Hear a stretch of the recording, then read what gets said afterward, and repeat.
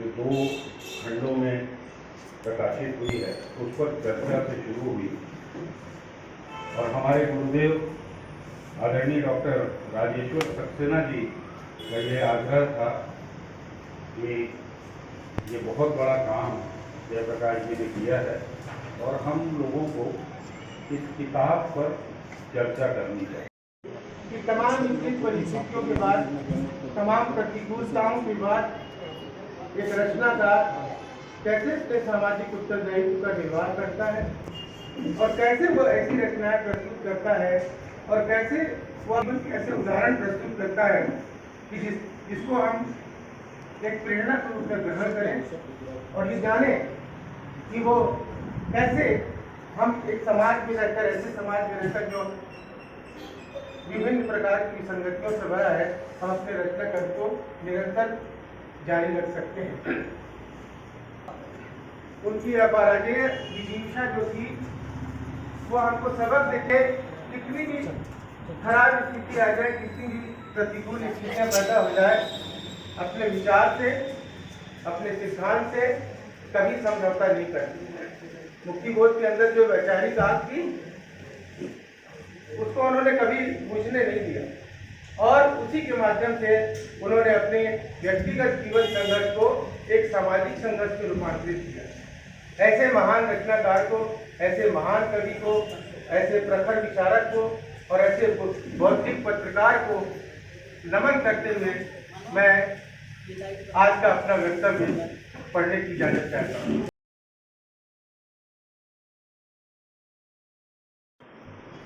मैं पूछ रहा था कि मुझे तो लगा था कि 5 साल से तो कम नहीं लगा होगा। उन्होंने बताया कि 2018 में फेलोशिप मिली थी, 2024 में 23 में पूरा किया, लेकिन कोरोना पीरियड में ही मुख्य रूप से काम किया। तो ये 1300 पृष्ठ का अद्भुत है। ये चीज़ें तो आती रही हैं, कम लिखने वाले लोग नहीं रहे हैं मुक्ति बोध पे। अशोक चक्रधर की वो किताब है, बहुत प्रसिद्ध किताब है। फतेह यूनिवर्सिटी के जो छात्र और शिक्षक जो हैं वो मुक्ति बोध की कविता ही उस पर पढ़ते रहे हैं। एमए कर लिया था और जब पीएचडी के सिलसिले में मैं प्रमोद जी के पास गई तो उन्होंने मुझे मुक्ति बोध को ऑब्सक्योर कहा और मेरी लिटमस टेस्टिंग की। मुझको सबसे पहले हर्बर्ट रीड की टू हेल्प विद कल्चर और कॉडवेल की इल्यूजन एंड रियलिटी और रिसर्च करते हुए और सारे रेफरेंसेस के साथ गुजरते हुए और रिसर्च के अंत में उनको मानना पड़ा कि गुरु 99 दाम देता है, मैंने तुम्हें 100 सिखाया और तुमने मुझे 101 वापस किया। लेकिन ये बातें इतनी आसान नहीं, ये समय कितना संगीन है। वो समय इसकी सुनिश्चित आहट दे रहा था। जब हम रेफरेंसेस इकट्ठा करने निकले तब तक इमरजेंसी डिक्लेयर हो चुकी। हमारी मौसी विठल भाई पटेल हाउस में रहती थी और सीपीएम के दफ्तर का कुक तक अरेस्ट हो गया था। रामशरण जोशी बतलाते थे। उस समय होम मिनिस्ट्री में doctor Brahmadev Sharma joint secretary थे। कोई निजी वृत्तांत नहीं, मैं उस दृश्य को थोड़ा आगे बढ़ा रही हूँ जहाँ से मैंने मुक्ति बोध का किया। तो डॉक्टर साहब मुझे लेकर पब्लिकेशन, वहाँ पर भी कोई किताब उपलब्ध नहीं थी और ये मैं विटनेस हूँ। मैं वापस आई, मुझे लगा ये काम किस तरह होगा। डॉक्टर साहब ने मुझसे कहा, डॉक्टर ब्रह्मदेव शर्मा ने, कि ये तुम किस पर पीएचडी कर रही हो? तुम्हारे सारे लेखक समुदाय के लोग मीसा में बंद हैं, नागरिक सभी लोग। क्या इस हिंसा का कोई प्रत्याख्यान कर सकते हैं कि जो शब्दकर्मी है वो जेल में है? सिर्फ महादेवी वर्मा, जिन्हें हम बहुत गलती से विरह की कवियत्री बताते हैं, इसके लिए इतिहास हिंदी जगत को माफ नहीं करेगा। उन्होंने एमपी गवर्नमेंट के आगे श्यामाचरण शुक्ल वगैरह की पूरी गैदरिंग में सिर्फ उन्होंने देश को एक विशाल कारागार कहा था। हम छोटी सी उम्मीद भी जगह जगह चोट खाती रही, किताबें नहीं, कुछ नहीं। अंत में राजकमल पब्लिकेशन लेकर गए डॉक्टर साहब, मुझको मुझे वक्त देते थे, तो हमारे पारिवारिक बड़े थे। वहाँ पर मेरी बिब्लियोग्राफी देखी, एक सज्जन धोती और कुर्ते में थे और मेरी बिब्लियोग्राफी देखी। आपको ये जानकर आश्चर्य होगा कि तब दिल्ली यूनिवर्सिटी में जो उसकी पहुंच थी मैथिली शरण गुप्त यानी द्विवेदी युग तक थी, और यहाँ प्रमोद वर्मा और इन सभी लोगों के रेनेसा के चलते मुक्तिबोध हमारे पाठ्यक्रम में। हम दिल्ली से बहुत आगे चलने वाले लोग हैं, इसलिए अपने क्षेत्र का अभिमान तो मुझमें बहुत है। तो वहाँ पर उनने देखा बिब्लियोग्राफी को और कहा कि आपके गुरु बहुत काबिल गुरु हैं, आप मन लगाकर पढ़िए और ये काम करिए। तो डॉक्टर साहब ने कहा, इनको पहचाना या नहीं, ये नामवर सिंह है। तो इस तरह ये यात्रा शुरू हुई और मुक्तिबोध के संघर्षों को हाईलाइट करने की तो बाहर से कोई विशेष जरूरत नहीं है। सारे संघर्ष और सारी चुनौतियों को उन्होंने पराजित किया। वे उनके भीतर का जो रेनेसा था, उनके भीतर की आइडियोलॉजी का जो प्रकाश था, वो उसके सहारे बढ़ते रहे। तो मैंने सोचा जितना कुछ ऑनेस्टली गैदर करके फैक्ट को ताश के पत्तों की तरफ फेंट कर जयप्रकाश जी ने रखा है, उसको वो तो एक सनद है। मैंने ऑनेस्टली माना है कि जीवनी विधा पर आवारा मसीहा के बाद विष्णु प्रभाकर जी ने शरद चंद्र पर लिखी आवारा मसीहा के बाद ये एक अत्यंत महत्वपूर्ण है।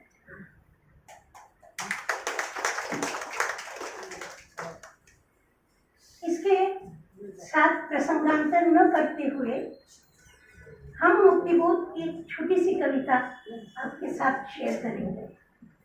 चंबल की घाटी मुक्तिबोध की चर्चित कविता है अंधेरे में। अंधेरे में एक जगह मुक्तिबोध हमारे माने में वैसे तो भारतीय कल्चर ही टेक्स्ट पढ़ते हैं हम लोग, रचना पढ़ते हैं, मूल रचना पढ़ते हैं, इतस्ततः नहीं जाते। मैंने जब मुक्तिबोध को पढ़ा, मुक्तिबोध ऑब्सक्योर कह दिए गए थे, मुक्तिबोध पर बहुत बेहुदा टिप्पणियां भी की गई थी और उनके वो बड़े बड़े सूर्यलिस्टिक इमेज, उनकी वो जो फैंटेसीज हैं, उनके जो फ्रॉइड, एडलर और यूंग से प्रभावित आर्केटाइपल इमेजेस हैं, जैसे बदल, पीपल, भैरव, रात का पक्षी, ओरांगुटान, कैलाश शिखर। तो भारतीय मिथ, पुराण और आर्केटाइपल आदिम बिंबों की जो रेंज है मुक्तिबोध में, वो कहाँ से आती है ये नाम देना भी मुश्किल है। वो हमारे अनकॉन्शियस माइंड से आती है। हमारा अनकॉन्शियस माइंड हमारे सबकॉन्शियस माइंड को बेचित्र भेजता है। ये तो रावण जैसा आदमी है, हम क्यों बोलते हैं? हमारा अनकॉन्शियस माइंड हमारे सबकॉन्शियस माइंड को प्रेरणा देता है कि इस शैतान आदमी को रावण कहा जाए। तो मैं फिर वापस होती हूँ चंबल की घाटी को। अंधेरे में एक जगह मुक्तिबोध कहते हैं, हताशा बहुत है, द्वंद्व बहुत है, बड़ी बड़ी इमेजेस हैं और एक साजिशखोर शक्तियों के समूह को रेखांकित कर देने की सरल रेखे। हाय हाय मैंने उन्हें देख लिया नंगा, इसकी मुझे सजा मिलेगी। भागो भागता में दम छोड़ घूम गया कई मोड़। भीड़ पीछे से चिल्लाती है, cross him, examine him mister Gupta. उसकी संस्था के सेक्रेटरी को ढूंढ निकालो, शायद उसका ही नाम हो आस्था। फिर उनकी दी जा रही है, रीढ़ की हड्डी टूट रही है, इस तरह के इमेजेस आते हैं। बहुत पैशन, बहुत प्रबलता, और फिर वो कविता बड़ा नाटकीय टर्न देती है। यानी ज़्यादा न कहना चाहकर भी ये रेखांकित करने की ईमानदारी बरतनी है मुझको कि मुक्तिबोध में नाटक है, कविता में आख्यान है, कथा है, द्वंद्व है, हताशा है, लेकिन कहीं दूर एक उम्मीद। बूटों दबा तीन ढेला, कैलाश शिखर होना बात। तीसरी पंक्ति है, कैलाश शिखर पर बैठे,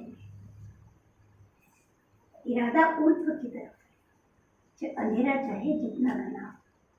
तो चंबल की घाटी पर हम आज फिर वापस आते हैं। उसमें है जमाना खराब है। केवल 10% हिस्सा ऐसा हो सकता है जिसमें मैंने कुछ जोड़ने, कुछ संयोजित करने और कुछ अपनी ओर से कहने की कोशिश की। जो कुछ भी कहा गया है वो किसी न किसी ने अपने संस्मरण में, अपने वक्तव्य में, अपने आख्यानों में कहा है।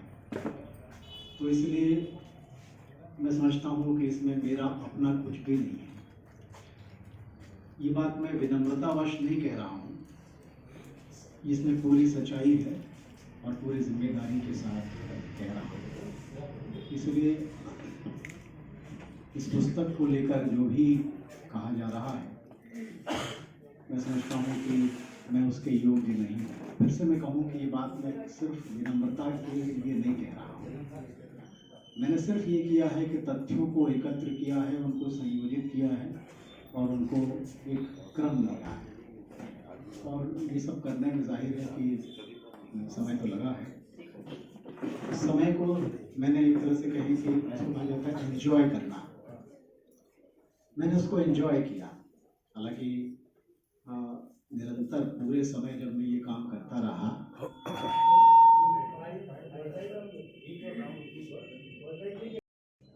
कई लेखकों पर उन्होंने जीवनी लिखने का की एक योजना बनाई थी। उसके मैं मुझसे आग्रह किया कि मैं मुक्तिबोध पर ये काम करूँ। इस आग्रह को स्वीकार करने में मुझे मुश्किलें थी, क्योंकि मुक्तिबोध के जीवन का ओर छोर पकड़ना और बीच के समूचे घटनाक्रम को संयोजित करना एक बड़ी चुनौती थी, जो मुझे लग रहा था कि मेरे कुर्ते में नहीं है। इसलिए स्वीकार तो मैंने कर लिया और इसके लिए भी मुझे एक जद्दोजहद से गुजरना पड़ा। आवाज जरा कम कर दें तो शायद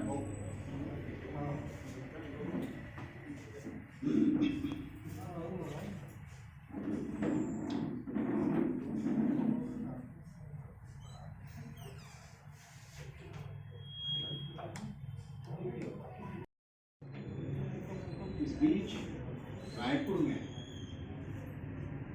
13 नवंबर 2017 को आ गया।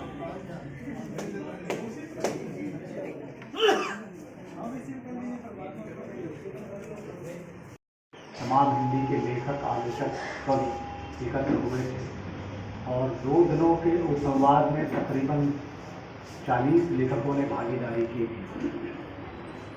उस दौरान अशोक वाजपेयी जी ने मुझसे कहा, पहले तो उन्होंने घोषणा की कि जयप्रकाश उस पर काम कर रहे हैं, तो मैंने गहरा संकोच अनुभव किया क्योंकि तब तक मैंने काम शुरू ही नहीं किया। लगभग साल भर या उससे कुछ ज़्यादा समय बीत चुका था और सामग्री संकलन की कोशिश मैं कर रहा था। काफ़ी कुछ सामग्री मिल भी चुकी थी, लेकिन उसका अध्ययन करना, उसका नोट्स बनाना और वो सिलसिला तय करना जिससे जीवनी की एक मोटी रूपरेखा तैयार हो सके, ये तब तक के मैं कर नहीं सका। इसलिए जब उन्होंने इस तरह से मेरा परिचय दिया तो मैं भीतर बहुत ज़्यादा संकोच महसूस कर रहा था। लेकिन उसका नतीजा ये हुआ कि नवंबर 17 के बाद मैंने इस पर काम करना, बाकायदा लिखना शुरू किया। कुछ समय बीता, लिखते लिखते तकरीबन 4-6 महीने का समय बीता और मैं 100 पेज लिख पाया था।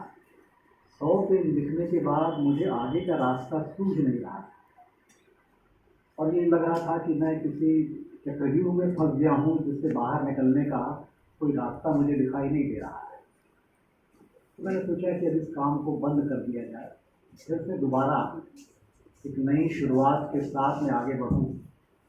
लेकिन ये जो कह लीजिए वो एक स्टैग्नेशन का दौर था मेरे लिए और ये स्टैग्नेशन लंबा चला। 2019 आ गया, फिर कुछ दिनों बाद जब मैंने फिर से इस पर सोचना शुरू किया तो 2020 में मार्च के महीने में कोरोना का प्रकोप आया। ये एक मुफीद समय हो सकता था जब मेरे पास भरपूर फुर्सत थी और इत्मीनान के साथ मैं अपना काम दोबारा से शुरू कर सकता था। लेकिन आप जानते हैं हम सब उस वातावरण के भुक्तभोगी हैं जिसमें कोरोना जो है वो बहुत तीव्र गति के साथ सारे संसार में फैल चुका था और सारी दुनिया एक भय में डूबी हुई थी, भयानक किस्म के भय में। मृत्यु का भय शायद उससे बड़ा कोई भय हो नहीं सकता। हर व्यक्ति के भीतर वो भय समाया हुआ था। घर से बाहर निकलकर मैं पूरे 1.5 साल 2 साल के आसपास जब तक ज़रूरत नहीं पड़ी घर से बाहर पता ही नहीं निकला। लेकिन मेरे पास घर के अंदर समय भरपूर होने के बावजूद काम करने की हिम्मत नहीं थी। पढ़ने के नाम पर केवल कोरोना संबंधी सूचनाएं थी जो सोशल मीडिया के जरिए आ रही थी या दूसरे जो प्रमुख संचार माध्यम हैं उसके माध्यम से आ रही थी। एक ऐसा वातावरण पैदा हुआ था जिसमें मुझे सोचने की मोहलत नहीं थी। उस दौरान ज़रूर मैंने कोरोना और पूरे परिदृश्य को लेकर देशबंधु में 4 लेख लिखे थे क्योंकि मैं लगातार इन्हीं चीज़ों पर सोच रहा था और जाहिर है कि सब यही सब कुछ सोच रहे हैं। ये ज़रूर है कि कुछ लोगों ने कोरोना में अपनी डायरी लिखी, कुछ लोगों ने कहानियाँ भी लिखी, दूसरा रचनात्मक साहित्य लिखा, पर मेरे अंदर वो हिम्मत नहीं बची थी कि मैं इस तरह के काम को दोबारा से शुरू करने के बारे में सोच भी सकूँ। इस बीच कोरोना भी गुजर गया, 2022 आ गया और इसी बीच मुझे ये कहीं से खबर लगी कि दिल्ली में कुछ ऐसी चर्चा हो रही है कि जयप्रकाश काम नहीं कर पा रहा है और फेलोशिप लौटा। ये एक बहुत मेरे भीतर हलचल और एक आघात पैदा कर देने वाली सूचना है और मुझे लगा कि जो चैलेंज मैंने हाथ में लिया है मैं क्या सचमुच उसको स्वीकार नहीं कर पा रहा हूँ या थक गया हूँ और सचमुच मुझे फेलोशिप लौटा देनी चाहिए। मुझे लगा कि अब मेरे पास वक्त बचा नहीं है और मैं अपना काम दोबारा से शुरू करूँ। संयोग से इसी समय अशोक जी का एक मेल मुझे मिला जिसमें कुछ इसी आशय की बात लिखी हुई थी कि अब आपको काफ़ी समय दिया जा चुका है। जाहिर है कि 2016 से लेकर 2022 तक के 6 साल बीत चुके थे और मेरे सिर्फ 100 पेज मैंने तब तक के लिखे। इस चैलेंज ने और साथ ही साथ अशोक जी की एक मेल ने मेरे भीतर गहरी हलचल पैदा की और मुझे लगा कि अब किसी भी सूरत में जितनी जल्दी हो सके मुझे ये काम पूरा कर लेना चाहिए। मैंने उनसे कहा कि मुझे दिसंबर तक का समय दीजिए। ये 100 पेज मैं लिख चुका हूँ, वो मैंने उनको मेल किया। फिर उन्होंने कहा ठीक है आप दिसंबर तक का समय ले लीजिए। तो 2022 में दिसंबर मेरे लिए डेडलाइन थी। तब तक के मुझे जीवनी का सारा काम पूरा करके सारा कुछ समेट लेना था। समय बहुत ज़्यादा नहीं था। दिन रात एक करके मैंने वो काम करना शुरू किया। मैं कॉलेज जाता था, कॉलेज जाने के पहले 2-3 घंटा तकरीबन बैठकर 7 बजे के आसपास से लेकर 10 बजे तक के मैं लिखता था, पढ़ता था, अपने नोट्स को खंगालता था और धीरे धीरे आगे बढ़ने का ये सिलसिला मैं शुरू कर रहा था। शाम को 4-4:30 बजे कॉलेज से घर लौटने के बाद घर में बैठकर मैं फिर से काम करता था रात 9 बजे तक के और थक कर सो जाता था। लेकिन अगले दिन सुबह फिर वही दिनचर्या। वो समय ऐसा था जब मुझे ऐसा लगने लगा था कि सरकारी कॉलेज की नौकरी करना एक अभिशाप है। भयानक किस्म का दबाव उस दौर में था।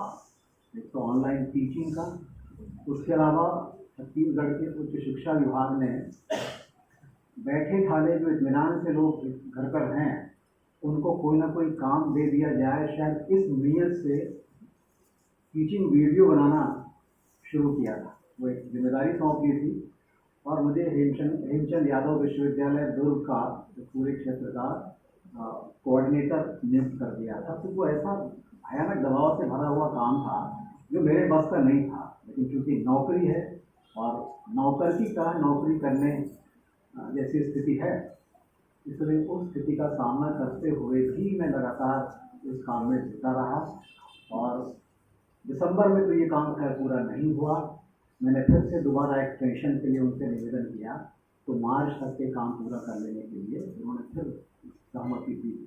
फिर से मैं जुट गया कि बचा हुआ हिस्सा था उसको पूरा करने में।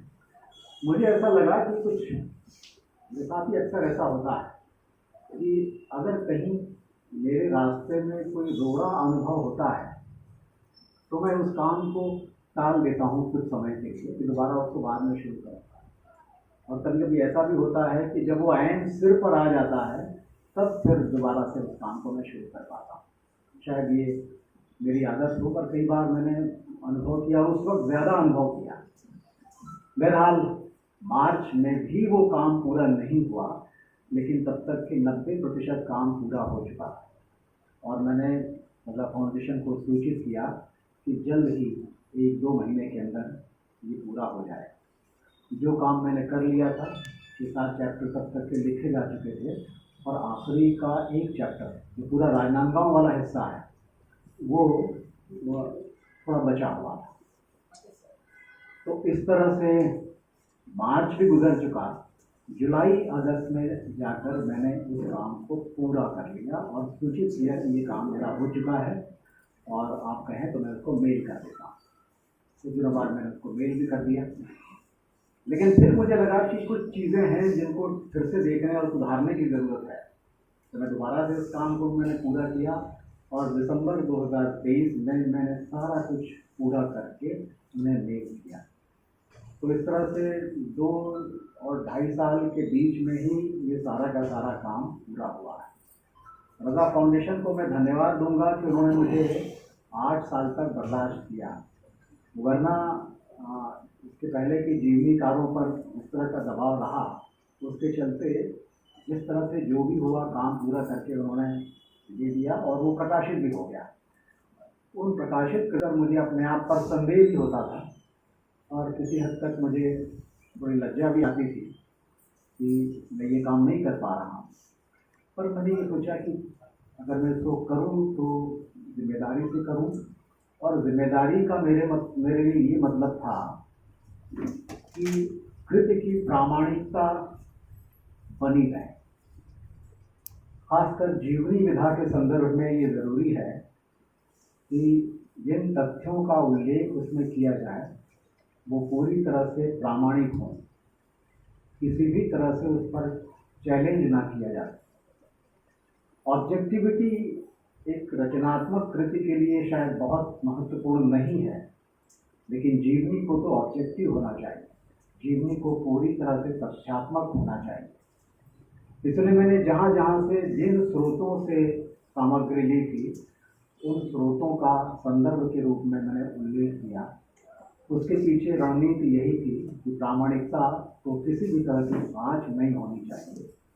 और मैंने ये भी कोशिश की कि जो मैं अपनी ओर से कुछ जोड़ूंगा उसमें एक संगति बनी रहे, प्रामाणिकता भी बनी रहे और जीवनी के प्रवाह में कथा की सी संगति बनी रहे। यानी पूरी तरह से मैंने ऑब्जेक्टिव होने की कोशिश की, जो मैं समझता हूँ कि जीवनी विधा के लिए बहुत ही आवश्यक है। लेखक अपनी ओर से जोड़ दे, किसी तरह का मूल्य निर्णय दे, परिवेश की या कृतिकार की मंशा की अपनी तरफ से व्याख्या करे, ये शायद जीवनी विधा के लिए उपयुक्त नहीं है।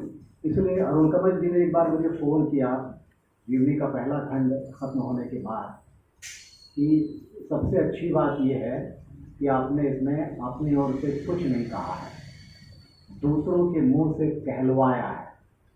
तो तो जब मैंने इसकी योजना बनाई तो मैंने यही तय कर लिया था कि मैं अपनी तरफ से कुछ न कहूँ, प्रामाणिक बनाने के लिए जो दूसरे लोगों के संस्मरण है या कथन है या बातचीत के जरिए जो चीज़ें सामने आई हैं बाकायदा संदर्भ के रूप में उसका उल्लेख करूँ। लेकिन इसमें खतरा ये भी होता है कि कृति जो है वो नीरस हो जाती है संदर्भ बहुलता की वजह से। अगर संदर्भों को अलग कर दें और कथा के एक सहज प्रवाह के साथ किसी कृति को आगे बढ़ने दें तो स्वाभाविक है कि उसमें पठनीयता होगी, एक स्वाभाविक पठनीयता। जीवनी के साथ ये एक चुनौती ये भी होती है कि पठनीयता को और प्रवाह को बनाए रखने के लिए आपको कथा के से ढांचे के भीतर उसको बुनना होता है।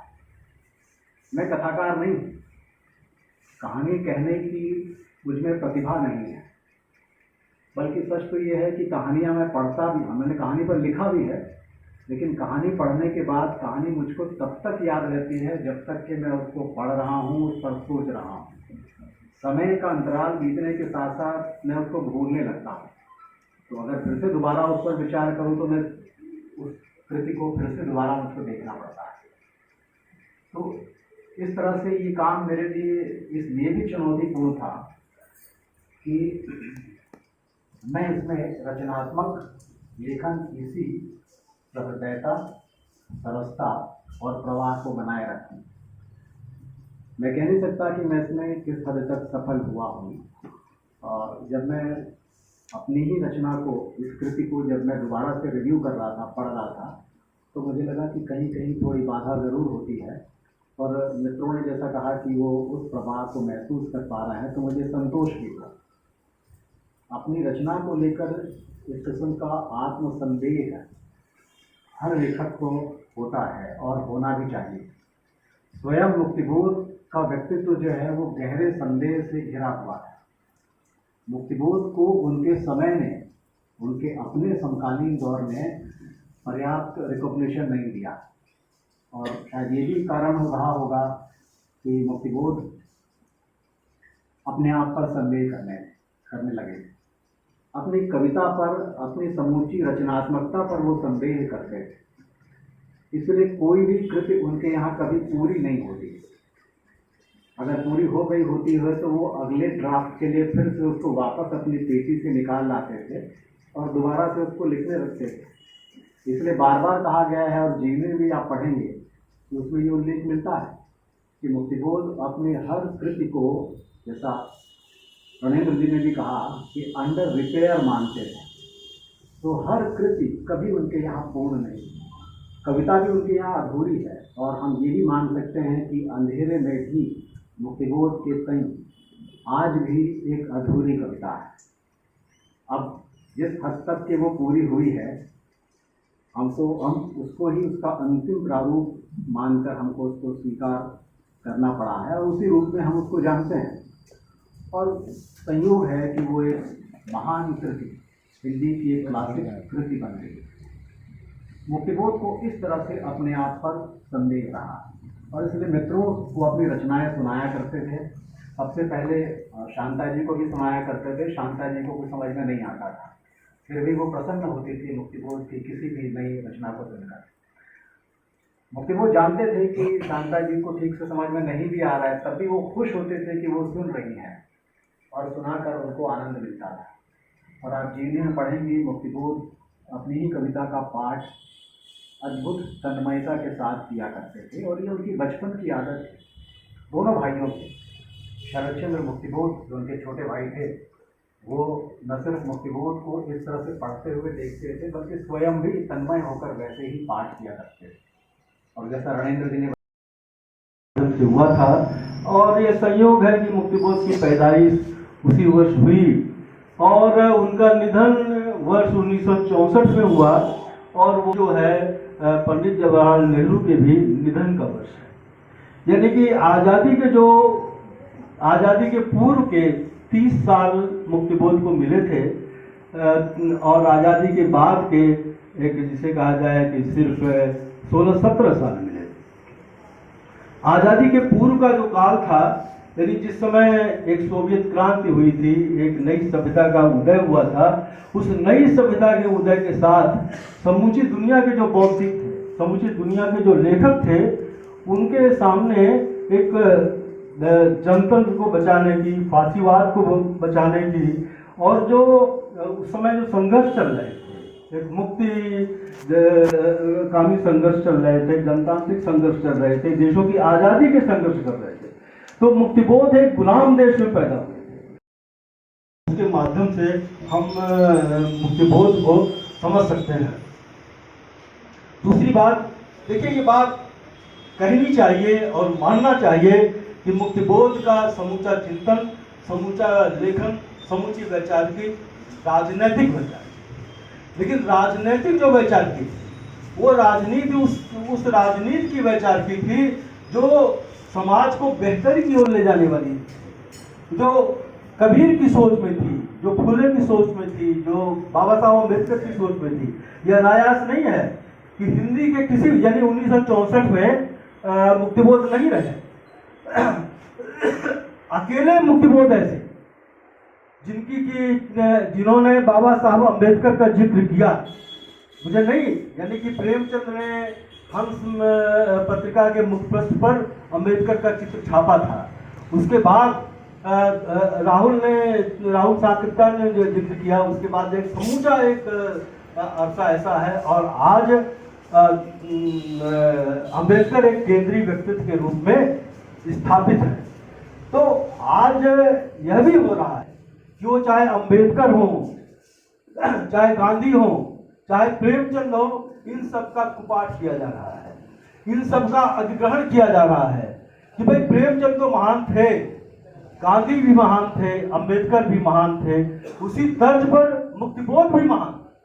मुक्तिबोध एक बड़े कवि थे, लेकिन उनकी कविता किस वैचारिकता को समझती है, किस विचार से उपजी है, उस विचार की बात नहीं की जाती।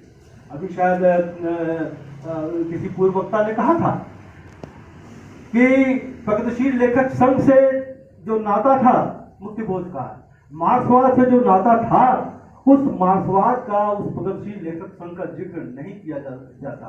तो एक संदर्भ चित्त करने की भी बात है, और जिन नामों का मैंने उल्लेख किया, उन नामों के साथ मुक्तिबोध भी एक ऐसा नाम है, एक ऐसा बड़ा नाम है कि जिसको कि मतलब निर्मल वर्मा का ने भी लिखा, अशोक वाजपेयी का भी जिस पर दावा है, और प्रगतिशील लेखकों का और मार्क्सवादी विचारकों का दावा तो है ही है।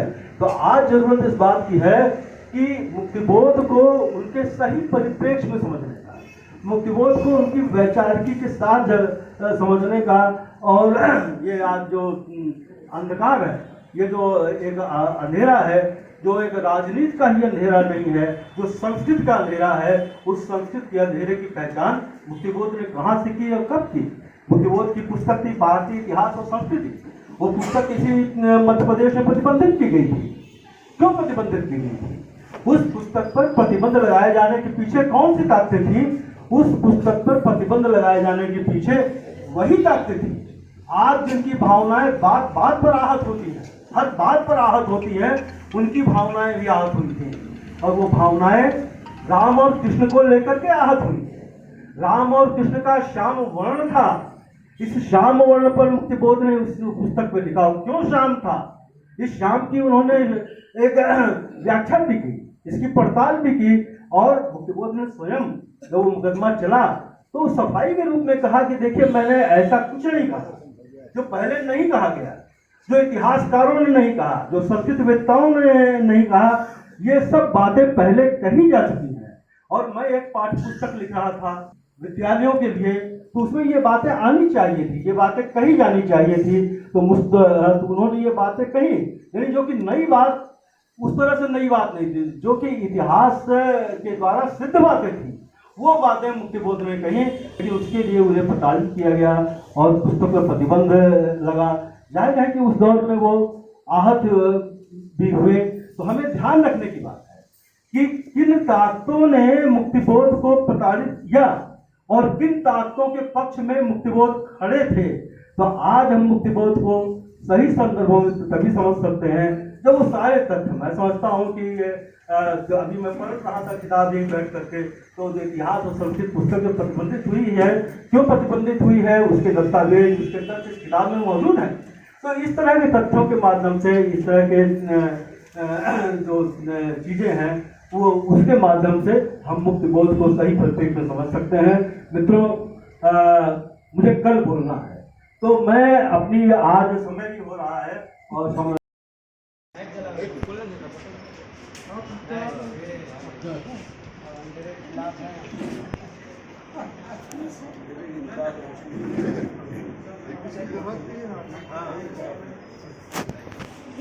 परिवर्तन घटित हो रहा है।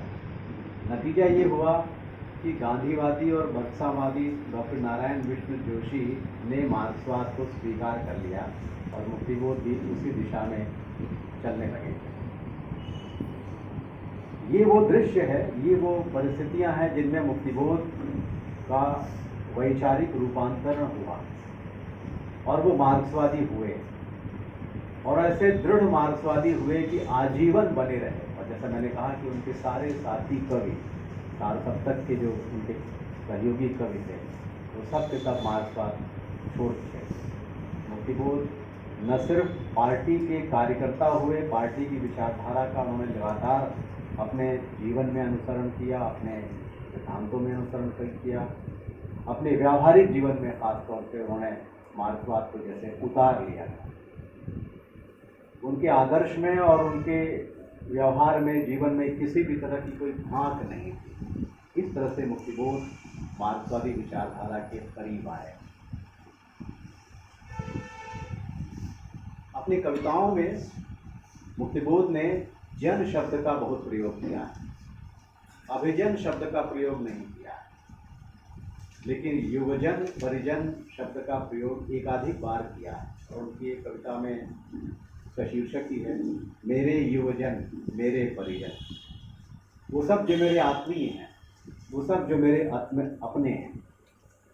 और जन के प्रति उनकी जो आस्था थी, एक दूसरे कम्युनिस्ट कवि के भीतर भी उसी तरह से की आस्था थी, जो उन आदर्शों को समझ रहा था। और इसलिए उसने टिप्पणी की मुक्तिबोध की कविता पर विचार करते हुए, और मैं उसके कथन को कोट करूँगा कि मुक्तिबोध की कविता देश के आधुनिक जन इतिहास का, जरा गौर करें, जन इतिहास का स्वतंत्रता पूर्व और पश्चात का टहकता हुआ इस्पाती दस्तावेज है। इसमें अजब और अद्भुत रूप से व्यक्ति और जन का एकीकरण है। व्यक्ति और जन का एकीकरण, व्यक्ति और जन, जरा और करें। इसको हम इस रूप में भी समझें, व्यक्तिवाद और जनवाद। आगे चलकर ये शब्दावली हिंदी की विमर्श में प्रचलित हुई, और 1943 में ये बात लिख रहे थे शमशेर बहादुर सिंह। जैसे मैंने कहा कि वो मुक्तिबोध की तरह वैसे ही अटल कम्युनिस्ट कवि थे।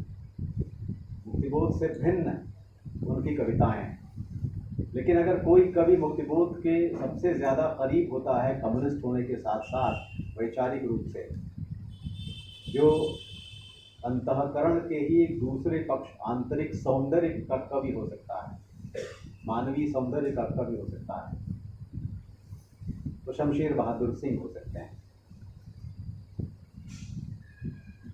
जन के साथ मुक्तिबोध की प्रतिबद्धता को तारसप्तक के दौर से ही शमशेर बहादुर सिंह पहचान रहे, और तारसप्तक पर उन्होंने एक लंबी आलोचना भी लिखी, जिसमें मुक्तिबोध की प्रशंसा उन्होंने नहीं की, किसी और कवि की प्रशंसा नहीं की। मुक्तिबोध की न तो उन्होंने प्रशंसा की, न उसकी आलोचना की। सबसे ज़्यादा प्रशंसा अगर शमशेर बहादुर सिंह ने की अपनी उस आलोचना में जो हंस में प्रकाशित हुई थी, तो वो आप हैरान रह जाएंगे जानकर कि वो रामविलास शर्मा की प्रशंसा की थी। जबकि रामविलास शर्मा बाद में, अगर मैं कल की शब्दावली का इस्तेमाल करूं, तो भूतपूर्व कवि हो गए, लेकिन तारसप्तक के कवियों में से तो वो थे। तो जन के प्रति इस प्रतिबद्धता को जब मुक्तिबोध ने पहचाना, तभी वो आगे चलकर ये लिख सके कि मानव मात्र की मुक्ति की आकांक्षा, सभी मानव सुखी शोषण मुक्त कब होंगे। एक सूत्र वाक्य की तरह है मुक्तिबोध के पूरे जीवन दर्शन का, जो उनकी आकांक्षा थी, संपूर्ण मानवता के सुख की आकांक्षा कि सभी मानव सुखी शोषण मुक्त कब होंगे।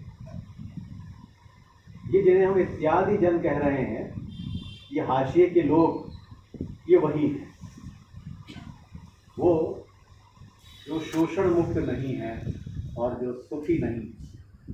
अपनी कविता में मुक्तिबोध दरअसल इन्हीं के सुख और इन्हीं की समृद्धि की आकांक्षा करते हैं। ऐसा वो क्यों करते हैं और किसी कवि ने क्यों नहीं किया, और किसी कवि ने इतने रिटोरिकल अंदाज में ये क्यों नहीं कहा कि सभी मानव सुखी शोषण मुक्त क्यों हों। उस दौर में प्रगतिवाद के नाम से जो कुछ भी लिखा जा रहा था उसमें शोषण के पूरा समूचा चित्र था, लेकिन उन चित्रों में जो रिटोरिक्स था वो इतना सपाट था, नारेबाजी का रूप ले चुका है। ये भी एक रिटोरिकल कविता है, लेकिन रिटोरिकल पंक्ति है, लेकिन समूची कविता में ये जिस तरह से आता है, ये अपने रिटोरिकल गुण धर्म को त्याग करके जैसे उस कविता के पूरे दृश्य विन्यास में सघन रूप से उसमें मिल जाता है। मुक्तिबोध ये इसलिए सोच सके क्योंकि मार्क्सवाद की विचारधारा ने उनको एक दृष्टि दी थी, समाज को देखने समझने की दृष्टि, जिसे हम कह सकते हैं मार्क्सवाद की ही भाषा में वर्ग दृष्टि। और इसी वर्ग दृष्टि के सहारे मुक्तिबोध ने लिखा था इस समझ के साथ कि संस्कृति का नेतृत्व करना जिन वर्गों के हाथ में होता है, वे समाज और संस्कृति के क्षेत्र में अपनी भावधारा और अपनी जीवन दृष्टि उसको इतना अधिक प्रचारित करते हैं कि उसकी एक परंपरा बन जाती है। परंपरा इतनी पुष्ट, इतनी भावोन्मेषपूर्ण और विश्व दृष्टि समन्वित होती है कि समाज का प्रत्येक वर्ग आच्छन्न होता है। ये मुक्तिबोध 1950-52 में महसूस कर रहे हैं। आज जरा इन्हीं वाक्यों को आज के मौजूदा समकालीन संदर्भों में पढ़ें तो शायद उस समय जितना ये सच मालूम पड़ते रहे होंगे, आज कहीं उससे ज़्यादा सच मालूम पड़ते हैं। भावोन्मेषपूर्ण ये शब्द मुक्तिबोध ने इस्तेमाल किया है, और इस तरह की वैचारिकता एक कॉमन सेंस बन चुकी है हमारे समूचे सामाजिक जीवन की, समूचे भारत की। वो यही तो है भावावेशपूर्ण। हिंदुत्व के नाम पर जो भावावेश उमड़ा है उसकी चपेट में कौन कौन नहीं आ गया है। इसने जैसे हमारी समूची तर्क चेतना को शून्य कर दिया है। तो इस वर्ग के खिलाफ लड़ने के लिए मुक्तिबोध शक्ति की बात करते हैं। कहते हैं कि वो देखते हैं कि ये जो इत्यादि किसी हद तक के उससे जुड़ी हुई है। ये जो वास्तविकता का द्वंद्व है मुक्तिबोध को एक नए किस्म के द्वंद्व के लिए प्रेरित करता है। विचार और व्यवहार का द्वंद्व, वर्गीय चेतना और आत्मचेतना का द्वंद्व जो उनकी कविता में बराबर सक्रिय है, और इसी द्वंद्व से उनके विश्व दृष्टि भी आकार लेती है। आप देखिए कि जिस शब्दावली का मुक्तिबोध ने अपनी आलोचना में इस्तेमाल किया है और कहीं कहीं अपनी कविता में भी, वो मार्क्सवाद की पारंपरिक शब्दावली से भिन्न है और मनोविज्ञान से जुड़े होने के बावजूद मनोविज्ञान की पारंपरिक शब्दावली से भिन्न है। संवेदना, तर्क, बुद्धि इत्यादि जो शब्दावली है दर्शन और मनोविज्ञान की शब्दावली, लेकिन जब मुक्तिबोध संवेदनात्मक ज्ञान, ज्ञानात्मक संवेदना कहते हैं, तो क्या वो मनोविज्ञान की या दर्शन की शब्दावली? संवेग जैसी शब्द को भी मुक्तिबोध उसी अर्थ में इस्तेमाल नहीं करते हैं जिस अर्थ में वो दर्शन या मनोविज्ञान में इस्तेमाल किया जाता है। इसलिए मैं कहना चाहूँगा कि मुक्तिबोध द्वंद्व के कवि, तो समन्वय के कवि नहीं, और शुरू से अंत तक अपने जीवन में वो मार्क्सवादी बने रहते हैं, व्यवहार में मार्क्सवादी बने रहते हैं, सिद्धांत में तो बने ही रहते हैं, और सिद्धांत और व्यवहार में किसी तरह की कोई फांक नहीं है। वो एक कम्युनिस्ट के रूप में मरे, मैं इस बात पर जोर देना चाहूँगा, क्योंकि वो जो दृष्टि उनको मार्क्सवाद ने दी थी, कविता में भी वो उस पर अडिग रहे और अपने जीवन संघर्ष में भी। वरना जिस विक्लास होने की बात लोग बाबू कह रहे थे कि मुक्तिबोध विक्लास हुए, तो भला कैसे होते हैं अगर उन्होंने उसको स्वीकार नहीं किया होता। आखिर वो एक ऐसे घराने में पैदा हुए थे जो अगर उच्च वर्गीय नहीं था तो उससे बहुत दूर भी नहीं था, लेकिन एक सत्ता का प्रतीक शहर कोतवाल तो सिंधिया रियासत में हुआ ही करता था। उसकी ताकत का हम शायद अनुमान नहीं कर सकते, शायद वो ताकत आज के एसपी में भी नहीं रही होगी जो उस ज़माने के शहर कोतवाल में रही होगी।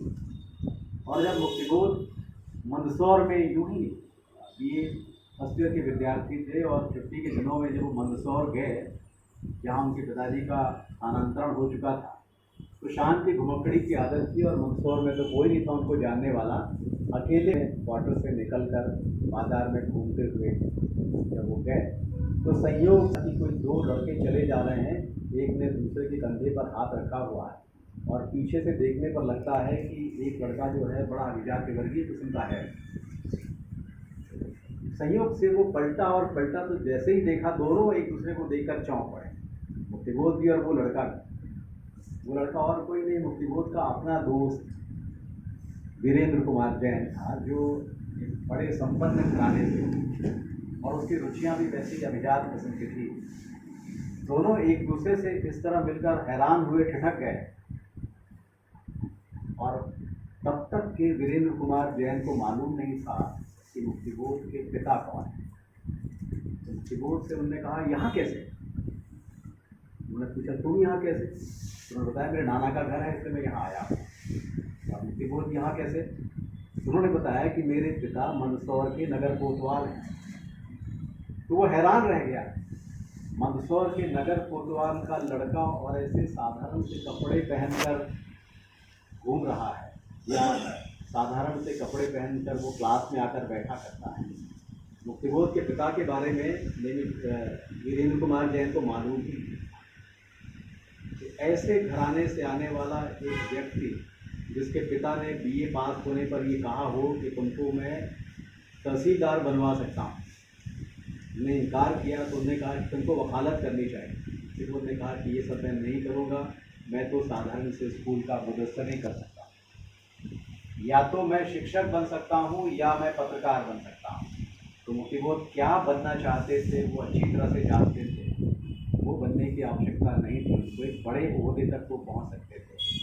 क्लास होने की प्रक्रिया तो यहीं से शुरू होगी और बाद में जिस तरह का जीवन उन्होंने जिया, जैसा उनका संघर्ष रहा, उस संघर्ष में उन्होंने लगातार अपने को डिक्लास किया।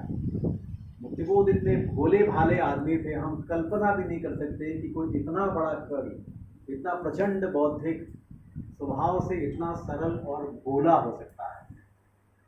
दुर्भाग्य कि हमने मुक्तिबोध को नहीं देखा है, लेकिन जिन्होंने देखा है वो जितना बताते हैं उससे भी ज़्यादा मुक्तिबोध भोले स्वभाव के थे।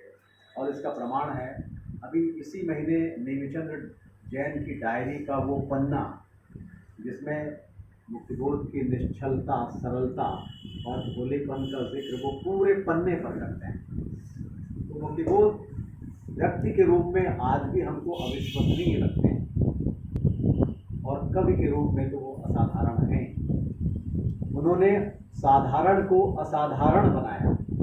जैसे उदाहरण के लिए अगर उनके बिंबों को हम देखें तो कुछ पेड़ आते हैं उनके यहाँ, वृक्ष आते हैं, बरगद का, पीपल का बार बार आता है, और ये वो वृक्ष हैं जो हमारी परंपरा के भीतर पूजनीय हैं। मुक्तिबोध ने उनको एक विराट संदर्भ में देखा। मैं उसके विस्तार में नहीं जाऊँगा, अंधेरे में कविता पढ़ें और वहाँ पीपल को देखें तो किस तरह से वो जनता का संरक्षक नजर आता है। इस रूप में भव्य रूपाकार में ये सारे वृक्ष आते हैं। लेकिन बबूल, ये वाक्य कि मुझे चाहिए मेरा असंग बबूलपन, बबूल होना चाहिए। बबूल को हम किस निगाह से देखते हैं? उसी निगाह से जिस निगाह से हम साधारण जन को देखते हैं। तो ये बबूल वो इत्यादि जन है जिसको मुक्तिबोध अपनी कविता में गौरवान्वित करते हैं। तो यहीं पर अपनी बात समाप्त करना होगा। खासियत थी उस अधिवेशन की कि हिंदी का कोई भी ऐसा साहित्यकार नहीं था उस अधिवेशन में नहीं गया वो। यहाँ तक कि परिमल से जोड़ने के बावजूद भी गए, मजबूरी में भी वहाँ गए थे उसकी भव्यता को निहारने के लिए, उससे कुछ सीखने के लिए। मुक्तिबोध स्वागत से थे वहाँ। मुक्तिबोध को जो चीज नागवार गुजरी थी वो बिलासपुर अधिवेशन से जुड़ती है। 2018-17 में राष्ट्रीय संघर्ष कब हुआ था? 16 याद आ रहा था, याद आ रही थी उन बातों को। मुक्तिबोध को सबसे बड़ी बात खटकी वहाँ थी कि पार्टी के जो अधिकारी थे वो लेखकों को निर्देश दे रहे थे। ये उनको बहुत नागवार गुजरी थी कि लेखक की अपनी जो योग्यता होती है, अपना जो व्यक्तित्व होता है, एक स्वायत्त व्यक्तित्व होता है, उसको पार्टी कैसे निर्देशित कर सकती है। ठीक है कि वो थोड़ा सा सभा भीरू थे, शब्द का प्रयोग किया है जयप्रकाश सर ने कि उन्होंने मंच पे जाके इस बात को नहीं कहा कि पार्टी को निर्देश देने का हक नहीं है कि लेखक कभी क्या लिखेगा, नहीं लिखेगा, कैसे लिखेगा, ये आप कैसे निर्देशित कर सकते हैं। लेकिन बहुत मित्रों के बीच में ऐसी बड़ी लंबी बहस होने की। फर्क यही है कि 2017 में आदरणीय स्वर्गीय चौथीराम यादव ने मंच पे जाके ये बात की। उनका जो विरोध था स्वर्गीय यादव सर का और बहुत ही आदरणीय कि क्यों पार्टी तय करती है कि महासचिव कौन होगा नहीं होगा। ये 1952 से लेके और अभी तक ये संघर्ष चल रहा है, जिसकी ओर ध्यान भी खींचा था आदरणीय अग्रज ने। और अभी हम लोग जब चंडीगढ़ में बैठे हुए थे तो फिर सुजीत सिरसा जी ने ये बात कही कि पार्टी क्यों निर्देशित करेंगे कि हम कार्यक्रम क्या करेंगे और नहीं करेंगे। तो ये 52 में जो बात शुरू की थी महाकवि मुक्तिबोध ने, वो बिलासपुर होते हुए स्वर्गीय चौथीराम यादव की स्मृति के साथ जुड़ते हुए अभी तक कंटिन्यू कर रही है। और ये पत्रकार के स्वर के तौर पे तो आदरणीय यादव सर भी यहाँ बैठे हैं, उसी पत्रकार के स्वर के साथ वहाँ वो रहते हैं, उनके लिए झेलना पड़ता है। और वो जो बात मृदुला सिंह मैम कह रही थी, वो उन्होंने नरेश सक्सेना का विरोध किया उस उर्फी जावेद के साथ बैठने के लिए।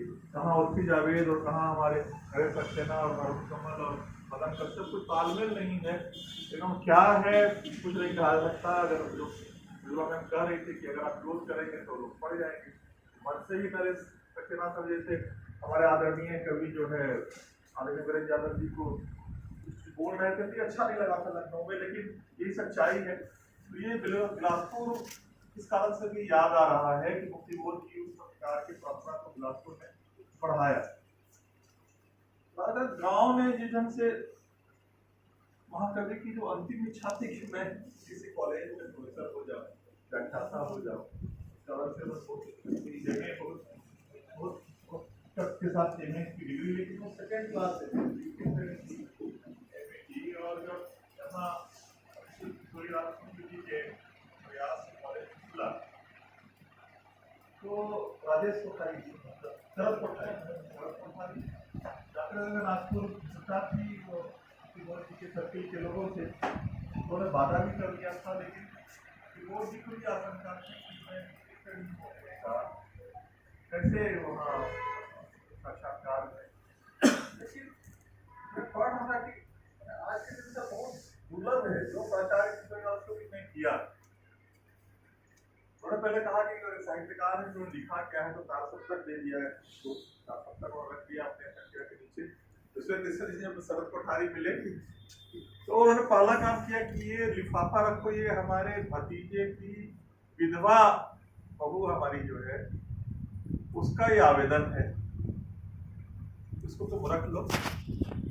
जबकि प्रथम श्रेणी थी एमए में, करुणा शुक्ला से बहुत का नाम था उनका, और तो मुक्तिबोध का आवेदन मंगा लो। ये बड़ा हृदय, ये बड़प्पन आज के दिन तो एकदम असंभव। पीएचडी थी, एमए प्रथम श्रेणी थी, उनके भतीजे की विधवा पत्नी थी, उनको किनारे करके एक साहित्यकार को उन्होंने, क्या बड़े लोग थे। और जो मुक्तिबोध के जीवन के साथ था कि जो बड़ा परिवार था और 60 रुपया 50 रुपया वेतन, तो कर्ज बहुत लेते थे। तो पठानों से भी कर्ज लेते थे और हिंदू साहूकारों से भी कर्ज लेते थे। तो शहर छोड़ने में सबसे दिक्कत भी कर्ज मांगने वालों से ही होती थी। तो संकोच होता था कि शहर छोड़ा जाए कि नहीं छोड़ा जाए। लेकिन अब राजनांदगांव में कॉलेज क्लास में आ गए, वो साक्षात्कार भी हुआ, नियुक्ति भी हो गई। तो जब कुछ महीनों के बाद जो है एक नोटिस वहां से नागपुर से आया, 750 रुपया वो उधार का चुकाने का। फिर अब मुझे वो शुक्ला सर की हृदय की विशालता, उन्होंने अपने कोषपाल से कहा कि अब कॉलेज के फंड से तुम 800 रुपया भेजो।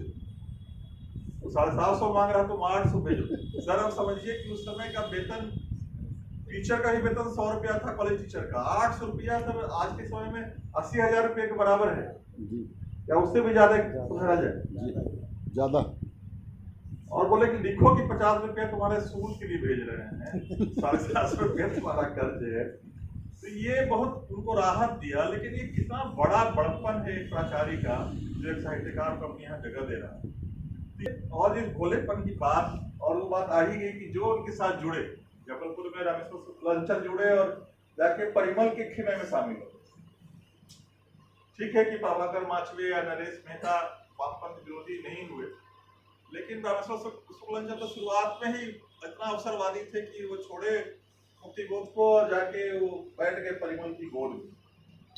और आपके यहाँ के श्रीकांत वर्मा या अशोक वाजपेयी, विनोद कुमार स्कूल कहाँ पहुंच, सब लोग जुड़े सीखने का। वो तो विश्वविद्यालय थे, रोड की विश्वविद्यालय थे वो, तो जुड़े तो जरूर, उनसे सीखा, सबने प्रशिक्षण प्राप्त किया। लेकिन सबने अपनी सुविधा के अनुसार जगह तलाश कर ली, मार्क्सवाद को छोड़ दिया, जो बड़ी कठिन रहा है ये, खास करके जब खुफिया पुलिस पीछे पड़ी हुई हो और तेलंगाना में संघर्ष चल रहा हो, उससे आप जुड़े हो, न्यूज एज जो प्रतिबंधित थी उसको बांट रहे हो, खुफिया रिपोर्ट आपके खिलाफ कोशिश, वहाँ जो सूचना और प्रशासन विभाग में काम कर रहे थे तो सीआर खराब कर दिया था। इतना स्पष्टीकरण उनसे, इतना ज्यादा सीआर खराब कर दिया कि वहाँ नौकरी में नहीं रहे, छोड़ के चल जाए, ये माहौल कर दिया था। तो ये है वो। और कविता समझने की बात हम लोग बाद में आए, लेकिन कल मैं जो कविताएं देख रहा था, यह मुक्तिबोध की अपनी भी समस्या थी कि जो मध्यवर्गीय संस्कार है जो हमारे साथ बड़ा होता है, जिस परिवार में हम जन्म लेते हैं, तो हम जब इत्यादि जन की कविता कहेंगे या इत्यादि जन से जुड़ेंगे तो उन संस्कारों को हम छोड़ेंगे कैसे। बीड़ी पी लेना और फटे कपड़े पहनना, वो जो कुर्ता है बार बार फट रहा था, तो उसपे भी उन्होंने लिखा है, तो वो सही है, पसीने की गंध आना। लेकिन अपने को संस्कार से डिक्लास करना, उसके लिए बहुत पढ़ने की, इसलिए वो ज्ञानात्मक संवेदना की बात करते हैं, ज्ञान की बात इसलिए करते हैं। कल मैं देख रहा था कि शांति की बड़ी तलाश थी कल की कविताओं में। मैंने अगर इससे बात की कि हमारे मध्यवर्गीय संस्कार को शांति क्यों चाहिए भाई, शांति किसे चाहिए? जो कहीं भी, जो सामाजिक सत्ता है, राजनीतिक सत्ता है, आर्थिक सत्ता है, किसी भी सत्ता में कहीं स्थापित हो चुका है, वो चाहता है कि शांति व्यवस्था बनी रहे, ये उलट पुलट नहीं हो। हम अपनी बैठे हुए हैं या फिर कहावतों और कविताओं और उसके माध्यम से बोलियों के वाचिक हिंसा स्त्रियों के प्रति, आप देख लीजिए, आपके जितने रील्स आते हैं उसमें पत्नियों के वो मतलब लगेगा कि वो आप हंस रहे हैं। आप हर चुटकुला में पत्नियां टारगेट होती हैं, स्त्रियां टारगेट होती हैं, उनकी मूर्खता को, उनके वो कर क्या रहा है, अपने स्त्री द्वेष को दूसरे ढंग से आपको परोस रहा है, आप हंस रहे हैं, वो तो वायलेंस है, वो इंडिविजुअल वायलेंस है। अदृश्य हिंसा स्त्री द्वेष को ही अपने पितृसत्ता को, अपने पुरुषत्व को स्थापित करने के लिए उसने चुटकुलों का सहारा लिया है। टारगेट कौन हो रही है? स्त्रियां हो रही हैं। तो वाचिक हिंसा जो है दलितों, अब जितने तुलसीदास का पूरे उत्तर भारत के सवर्ण जो समाज है, तो तुलसीदास के दोहों का उपयोग कैसे दलितों और स्त्रियों के खिलाफ करता है, पग पग पर आप समझिए उस बात को। और कबीर का कब याद करता है? जब होली के गाली गाना होता है तब कबीर को याद करता है। कबीरा सारारे करके उसके बाद से गाली गाना शुरू करता है। तो कबीर को इस ढंग से अवमूल्यित कर देना और स्त्रियों के और दलितों के हर चरित्र पर तुलसी को कोट करना, ये हिंसा हमको समझ में नहीं आती है, और हिंसा के खिलाफ हम कविता लिखते हैं। तो सर अपने हम वर्गीय चरित्र को समझें, इस अदृश्य हिंसा को समझें। जब भी आप किसी को अन्य मान लेते हैं, दलितों को, आदिवासियों को, स्त्रियों को, अल्पसंख्यकों को, वहां से ही हिंसा की शुरुआत होती है। अदरनेस की जो फीलिंग है, अन्यता का जो बोध है, अपने से अलग मान लेना, उसको थोड़ा सा सब ह्यूमन मानना, उस सब ह्यूमन को पर डिमोनाइज कर देना। जब अगर किसी को आप अन्य मान रहे हैं तो फिर उससे चिढ़ने का कारण आप ढूंढेंगे, वो चिढ़ने का कारण आपको हिंसा तक ले जाएगा। और पूरी आइडेंटिटी पॉलिटिक्स जो है, जो क्लास पॉलिटिक्स के खिलाफ खड़ी की गई 60-70s में अमेरिका के पॉलिटिकल साइंटिस्टों के द्वारा, जिस पर हम लोग आज बहुत खुश होते हैं। ये कोल्ड वार के समय में खड़ी की गई राजनीति है। प्रभात पट्टनायक उसको थोड़ा सा व्याख्यायित करते हैं कि 3 तरह के आइडेंटिटी पॉलिटिक्स हमारे यहाँ है, पूरी दुनिया में है। एक तो एंटी रेजिस्टेंस पॉलिटिक्स, जो दलितों, आदिवासियों, महिलाओं का है, कि प्रतिकार में 1000 साल के शोषण के प्रतिकार में वो खड़ा हुआ है राजनीति। दूसरा एंटी बार्गेन पॉलिटिक्स, कि पिछड़ी जातियां या आगे बढ़ गई जातियां कहती हैं कि पिछड़ी जाति में हमको शामिल कर लीजिए। हमारे यहाँ कुर्मी और साहू लोग कहते हैं कि नहीं, हमको आदिवासी में शामिल कीजिए। तो ये जो बार्गेन पॉलिटिक्स है, ये भी आइडेंटिटी पॉलिटिक्स का एक हिस्सा है। और थर्ड जो आइडेंटिटी कास्टिस्ट पॉलिटिक्स की बात करते हैं, कि जो बहुसंख्यक धर्म के लोग हैं, जो एक लड़का या विक्टिमहुड का 2000 साल से सताए हुए हम लोग हैं। हम तो 1000 पृथ्वीराज चौहान के बाद से हम सताए हुए लोग हैं। 2000 साल का विक्टिमहुड का एक दागतावी लड़का के लोग जो गा रहा है, छाती पीट रहा है लोग, या वहां जहां अभी आदरणीय ट्रम्प साहब जो अभी विश्व गुरु और विश्व नेतृत्व कर रहे हैं, पागली लोगों को ले जाते मंच पे और बाइबल का कसम खिलवाते थे। दुनिया का सबसे जागृत लोकतंत्र कहलाता है, शर्म नहीं आती है उनको। ये भी आइडेंटिटी पॉलिटिक्स का एक हिस्सा है। और ये इसका जन्म जो है अदरनेस पे, अन्यता के बोध से। अगर आप दलितों को, स्त्रियों को, आदिवासियों को अन्य नहीं मानते तो क्यों प्रतिकार की राजनीति में हुआ? तो ये नहीं समझिएगा तो आप, इसलिए ज्ञानात्मक संवेदना की बात जब वो करते हैं तो बहुत सोच समझ के कहते हैं कि पूरी विश्व दृष्टि पहले डेवलप कर लीजिए, विकसित कीजिए, तब तो कविता में आइए। और कविता समझना, लोग जयप्रकाश सर ने कहा कि अगर 1958 में अंधेरे में लिखी जा रही है और 1964 में वो पूर्ण होती है, तब भी अधूरी मानी जा रही है। तो 5 बार 6 बार नहीं पढ़िएगा उसको। और वो खुद भी उन्होंने लिखा है, अशोक चक्रधर जी की किताब है, उसको देखना चाहिए। वो बोध की समीक्षाई करते हैं किताब, उसमें उन्होंने खोला है चीजों को कि कैसे वो चीजों को समझा जाए, कविताओं को कैसे समझा जाए। एक तो सृजन के क्षण में एक तो हम लोग ये गलती करते हैं कि पहला ही जो हमारा भावनात्मक उद्वेग आता है या संवेदना हमारी जैसे ही उद्वेलित होती है तो उसको हम कविता के रूप में लिख देते हैं। वो एकदम नहीं कहते हैं कि इस क्षण को तो एकदम नहीं लिखिए आप, वो कविता नहीं है, अभी वो आ रही है, वो अभी परिपक्व होने दीजिए। तो 3 स्तर बताते हैं कविता की रचना का। ये जो पहला और उत्कट और तीव्र अनुभव क्षण है, पहला जो प्रथम क्षण, वो व्यक्तिगत होगा, आपके जीवन अनुभव से आएगा, आपकी व्यक्तिगत संवेदना से आएगा। उसको थोड़ा निर्व्यक्तिक होने दीजिए, विशिष्ट को जनरलाइज होने दीजिए। इस पर बड़ी लंबी बात होने के लिए है कि विशेषता जरूरी है, लेकिन जब तक वो सामान्यकृत नहीं होगा वो पाठक के हृदय में नहीं उतरेगा। और कल्पना को फैंटेसी में बदलने के लिए भी तो क्षण चाहिए होगा। तो जो अज्ञे कहते हैं कि क्षणवाद ही कविता का मूल है, जो भी क्षण में उतरा है वही कविता है, तो अज्ञे की शैली है भावबोध की। यथार्थवादी कविता या वैचारिक कविता पहले क्षण में आएगी तो बहुत ही वो अविधापूर्ण होगी और बहुत इतिवृत्तात्मक होगी, वो कविता नहीं होगी, बाकी कुछ भी हो। उसका कहना है कि जब तक जो ध्वन्यात्मक भौतिक बात है डायरेक्ट आपके मन में भी नहीं चलेगा, व्यक्तित्ता को निर्व्यक्तिकता में, यथार्थ को कल्पना में और कल्पना को फैंटेसी में। तो ये बड़ी महत्वपूर्ण है कि पहला क्षण है। दूसरा क्षण में वो कहते हैं कि जो स्थितिबद्ध संवेदना है और जो स्थिति मुक्त दृष्टि है, दोनों क्रिया प्रतिक्रिया करके वो फंटेसी के उच्चतर अवस्था तक पहुंचेगी। तब वो तीसरा क्षण आएगा जब शब्दों में वो अभिव्यक्त होना चाहिए। प्रथम क्षण में शब्दों में अभिव्यक्त मत कीजिए, ये चेता रहे हैं। और इस कारण से उनकी कविताओं में जो बहुस्तरीयता है, वो लीनियर कविता उनकी एक भी नहीं है। समझिए इस बात को कि उसमें चूंकि इतना समय लगाते थे, जो बहुस्तरीय कविताएं होती थी, चूंकि वो अनुभव के प्रथम क्षण की कविता नहीं होती थी। जो वो कौनता था उसको शब्दों में, क्षणों के कौन को शब्दों में नहीं बांधते थे, वो तीसरे स्तर पे जाके उसको शब्दों में व्यक्त करते थे।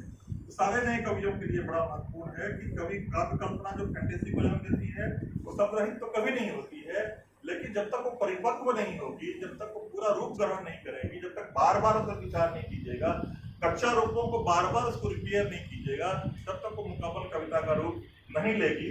इस पर और ये कह रहे हैं उस बात को कि जो अग्रज वीरेंद्र यादव जी ने कहा कि हमारे समाज की संस्कृति का भी एक वर्गीय चरित्र होता है। सर समझिए इस बात, संस्कृति भी क्लास की होती है, और जो शासन करने वाला समाज है या जो बचतशाली समाज है, उसकी संस्कृति प्रभावित करती है।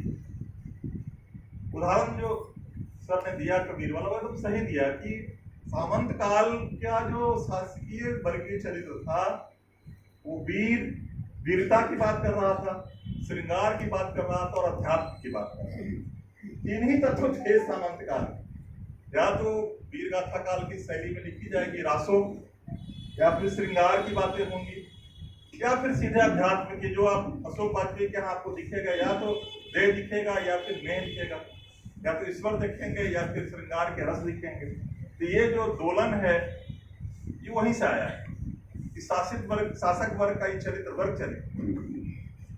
भक्ति काव्य में जो श्रमशील समाज से लोग आए, चाहे कबीर हो, चाहे रैदास हो, नैना हो, दादू हो, तो वो चूंकि उसी समाज के हिस्सा थे और शासक संस्कृति के अंदर थे, इसलिए उन्होंने भी अध्यात्म को और ईश्वर को, ठीक है कि निर्गुण निराकार ही था, लेकिन वो था ईश्वर ही, वहीं से आया था अध्यात्म। लेकिन चूंकि वो आ रहे थे श्रमशील समाज से, वहां की कठिनाइयां उनके साथ आ रही थी, उनके व्यक्तित्व में अंतर्भुक्त थी उनकी कठिनाइयां, उनके जीवन की, तो वो स्वीकार के साथ द्वंद्व भी आ रहा। इसलिए अगर बेगमपुरा की अवधारणा आती है, बड़ा इंटरेस्टिंग है कि तुलसीदास की रामराज की परिकल्पना, जहां शंभु का वध होता है, मां बनने वाली सीता को घर से बाहर 8वें महीने में, क्या पुरुषोत्तम है यार।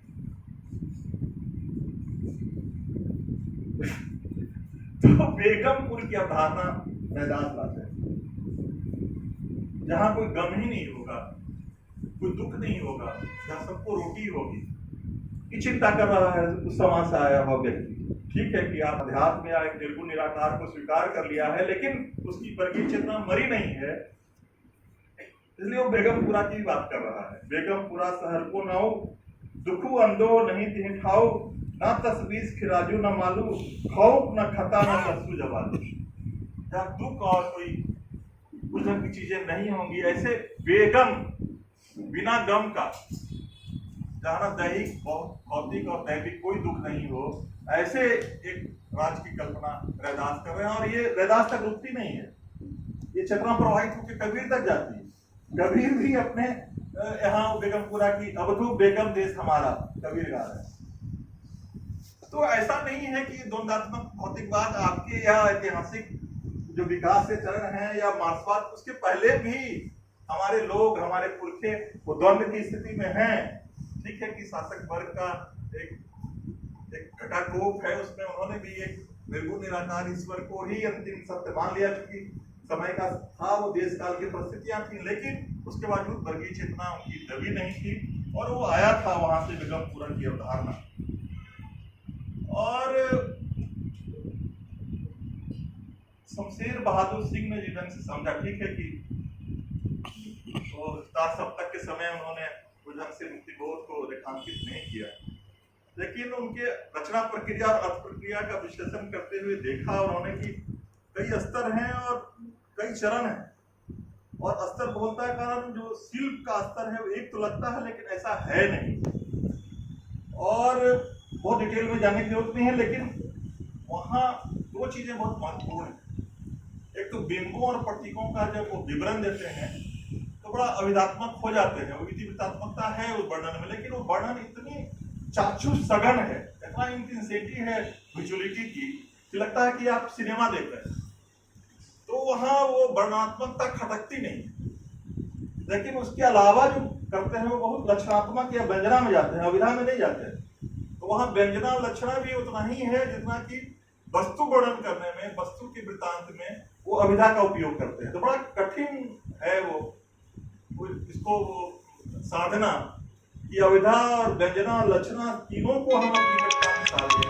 इस कारण से दीवार के झरते प्लास्टर से उभरती अनजानी अनचाही मुखाकृति सारी चीजें अंधेरे में आई हैं, और बरगद की ऐठी उभरी जड़ों पर कुहासे के भूतों के लटके चुनर के चितड़े और छिटकी हुई काली बिल्ली, टेढ़े मुंह और गंजे सिर और कंजी आंखों वाला चांद जिसका मुंह टेढ़ा है, पागल कर देने वाला बिंब है। तो अगर ये साल भर में और 2 साल में और 6 महीने में कविताएं लिखी जा रही हैं तो उसको एक दिन में एक पाठ में समझना अंग्रेजी बहुत कठिन है, उसको बार बार पढ़ना होगा। और अंत में जिस समस्त मानव की मुक्ति की कामना मुक्ति बोध ने की थी, उस कामना के साथ थोड़ा आगे बढ़ने की बात है, क्योंकि मार्क्सवाद कोई रूढ़ और रुका हुआ दर्शन नहीं है। इसी मार्क्सवाद को पढ़ के नॉर्वे के एक दार्शनिक ने सेकंड वर्ल्ड वॉर के बाद जो तबाही हुई थी, अर्नेन ऐसे नाम है सर उनका, तो उन्होंने सबसे पहले डीप इकोलॉजी की बात, डीप इकोलॉजी विज्ञान था, इकोलॉजी, उन्होंने कहा कि 3 जो है हम अपने को विनाश करने वाले आंदोलनों में लगे हुए हैं। होमो सेपियंस जो हैं हम लोग, वो पूरी पृथ्वी को नष्ट करने के 3 आंदोलन में लगे हुए। एक तो बोले कि युद्ध जो है वो सेल्फ डिस्ट्रक्टिव मूवमेंट है, आप विनाशकारी आंदोलन है। दूसरा जो कॉलोनी थी उस समय, तो इंसानों का इंसानों के द्वारा शोषण, ये कहा उन्होंने कि ये भी एक सेल्फ डिस्ट्रक्टिव मूवमेंट है।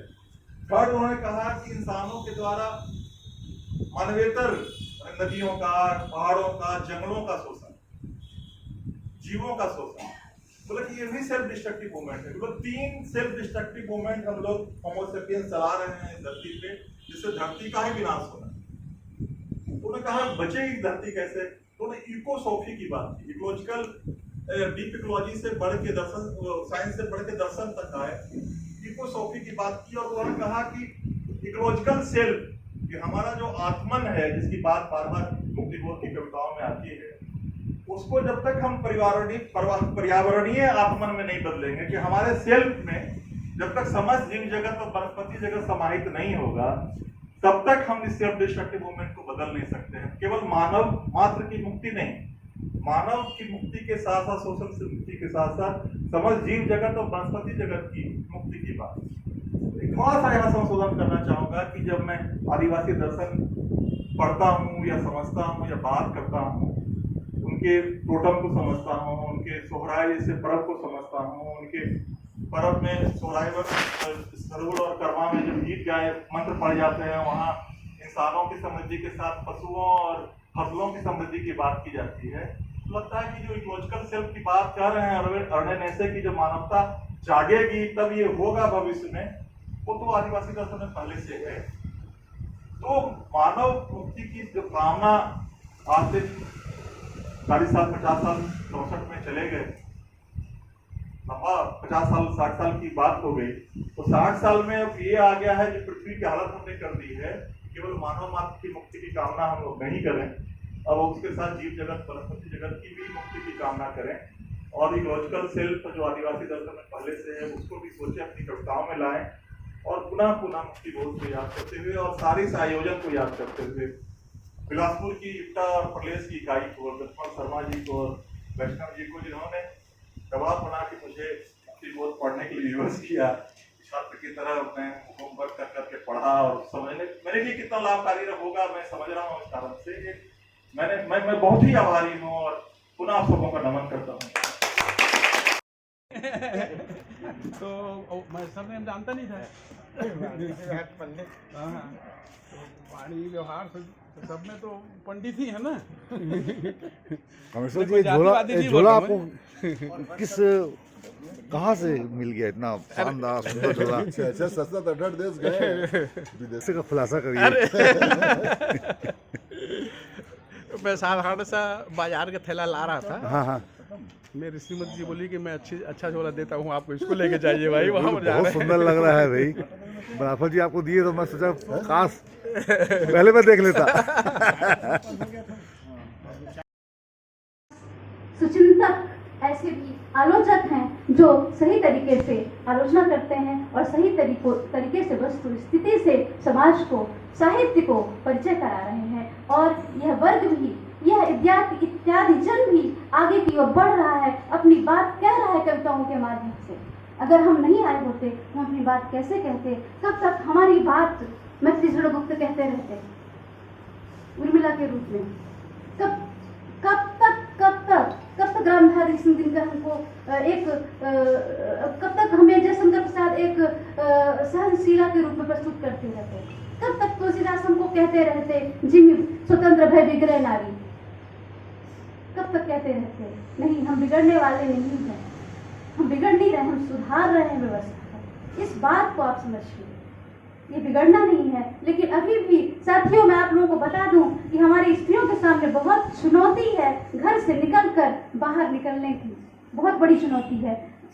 कुसुम माधुरी टुप्पो को कल भी जाना पड़ा, विश्वासी मैडम को भी जाना पड़ा। हम लोग घर से आते हैं तो बहुत लड़ाइयाँ लड़कर यहाँ तक पहुँचते हैं। जब हम यहाँ तक पहुँचते हैं तो हमारे पसीने की धार को देखिए, समझिए कि हम क्या कहना चाहते हैं, क्या पाना चाह रहे हैं। हम अपने लिए कुछ नहीं पाना चाह रहे हैं, हम एक पूरा जो हमारा समूह है, जो प्रताड़ित रहा है, उसके लिए हम आगे आए हैं। तो जो मुक्तिबोध ने अनुभव किया था, इसीलिए उन्हें शमशेर बहादुर सिंह ने अनुभूतियों का कड़ियल कवि भी कहा है। तो कड़ियल कवि जो होगा तो उसकी रचनाएं भी बहुत मीठी नहीं होंगी।